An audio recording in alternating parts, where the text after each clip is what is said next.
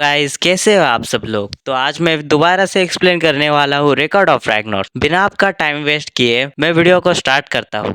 तो पिछले पार्ट में हमने ये देखा था कि लुक और थॉर की मैच चल रही होती है और फिर थॉर अपना सिग्नेचर मूव लुक पर मारने ही वाला था। उससे पहले हमें एक बैक स्टोरी दिखाई जाती है कि पुराने जमाने में भगवानों का राज्य एस्गार्ड पे के सामने बहुत बड़ी बड़ी दीवारें लगी थी क्योंकि कोई उन पर हमला ना कर पाए। वॉल पर हमें गार्ड्स की कन्वर्सेशन दिखाई जाती है। वो कहते हैं ये कितना बोरिंग है, यहाँ पर कभी कुछ नहीं होता। और फिर उन पर अचानक से हमला हो जाता है। 66 लोगों ने उन पर हमला किया था। पहली बार उन पर ऐसा हमला हुआ था। इस गार्ड पे के सारे लोग डर जाते हैं और वो ऐसा सोचते हैं कि गार्ड्स उन्हें बचा लेंगे। गार्ड्स भी उन लोगों को मारने की कोशिश करते हैं लेकिन वो ऐसा नहीं कर पाते। वो लोग आखिरी दरवाजे तक पहुंच जाते हैं और वो जोर जोर से दरवाजे पर हमला करते हैं और थॉर वो दरवाजा खोलता है और बहुत ज्यादा आसानी से उन सबको मार देता है। फिर वो बहुत ज्यादा बोर हो जाता है और हम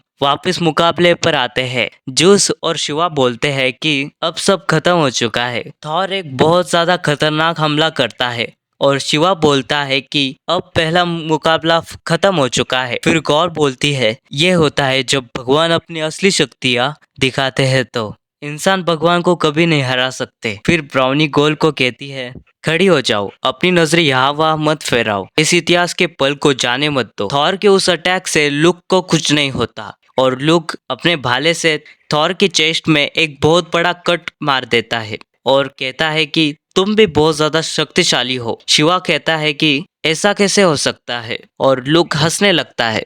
के सपोर्ट के लोग खुश हो जाते हैं लेकिन बाकी के लोग शॉक हो जाते हैं और कहते हैं कि ऐसा कैसे हो सकता है, एक इंसान भगवान को कैसे चोट पहुंचा सकता है। फिर थॉर और लुक को लगता है कि अगर वो अलग अलग जगह पर जन्म नहीं लेते तो वो दोस्त या साथी होते। थॉर लुक को कहता है तुम्हारा मानव जाति में जन्म लेना व्यर्थ है। और तभी हमें लुक की बैक स्टोरी दिखाई जाती है जहाँ पर लुक ने किसी जानवर को मारा होता है और जब लुक को ऐसा लगता है कि मजा नहीं आ रहा है। फिर वो तभी सफर पर निकल गया ताकि वो और ज्यादा स्ट्रांग बन पाए। सबसे पहले वो भालू से भिड़ता है और फिर वो भालू को हरा देता है। वो ऐसे इंसान से भिड़ना चाहता था जो कि सबसे ज्यादा ताकतवर हो। वो अकेला पूरी आर्मी के बराबर था और उसके 30 साल के सफर के बाद उसे पता चलता है कि उससे ज्यादा ताकतवर तो इस दुनिया में कोई भी नहीं। तभी हम वापस मुकाबले पर आते हैं और लुक कहता है कि अब उसे ऐसा कोई मिल चुका है जो उससे भी ज्यादा ताकतवर हो सकता है। फिर जूस कहता है कि ऐसा कैसे हो सकता है, थॉर के सिग्नेचर मूव के आगे कोई भी साधारण हथियार हो तो वो चकनाचूर हो जाएगा। वो बोलता है कि कोई भी वेपन भगवानों की वेपन से शक्तिशाली नहीं हो सकता। और ये बोलने के बाद वो ब्राउनी की तरफ देखता है। तभी ब्राउनी हंसने लगती है।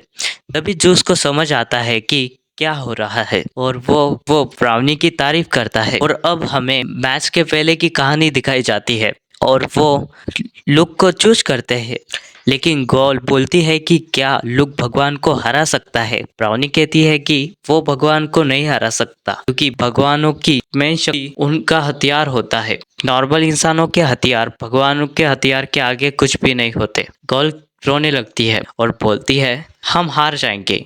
और ब्राउनी कहती है कि अगर हमारे पास गॉड के हथियार हो तो सिर्फ गॉड के हथियार ही गॉड के हथियार को हरा सकते हैं। और तभी एक पोर्टल से हमें बहुत सारी वेलकरे दिखाई जाती है। एक वेलकरे बोलती है हम तुम्हारे बोलने से यहाँ पर आए हैं। और तभी हमें वापस मुकाबला दिखाया जाता है। ब्राउनी कहती है कि अब पार्टी का मौका है। इसी के साथ वीडियो खत्म होती है, इसलिए अगली वीडियो के लिए तैयार रहना। मैं बहुत जल्दी अपलोड कर दूंगा ताकि तुम इस वीडियो को मिस ना कर पाओ, इसलिए सब्सक्राइब कर दो।